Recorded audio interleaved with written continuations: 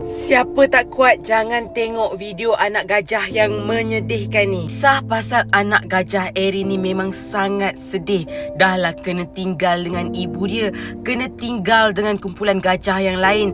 Dan apa yang paling menyedihkan, dia punya belalai dipotong oleh pemburu. Erin masih lagi anak gajah yang berusia 2 tahun. Masih seronok bermain dan dia terkena jerat pemburu saat dia sibuk mengutip buah-buahan sampai terkena jerat yang disediakan oleh pemburu tersebut. Jerat tu menyebabkan belalai Erin ni terpotong. Ibu Erin ni ada tunggu jugalah, dan memang sifat gajah akan tunggu sehingga sembuh dalam beberapa hari saja.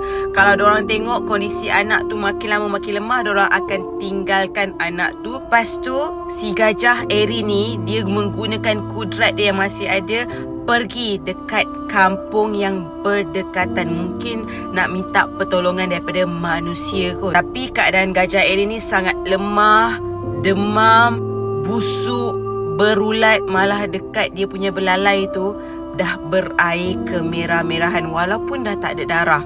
Tapi apa yang lebih menyedihkan, belalai yang dipotong tu adalah bahagian gajah untuk memegang sesuatu. Contohnya macam memegang makanan, ambil rumput ataupun ambil makanan. Dan ini menyebabkan Erin yang masih lagi kecil susah nak makan. Saat pasukan penyelamat gajah ni sampai, Erin sangat-sangatlah tak bermain. Tapi dia dalam keadaan yang reda. Dia dengar je apa yang manusia minta dia buat. Dan si Erin ni dia ikut je ke mana manusia bawa dia. Nasib baiklah manusia yang betul jumpa dia.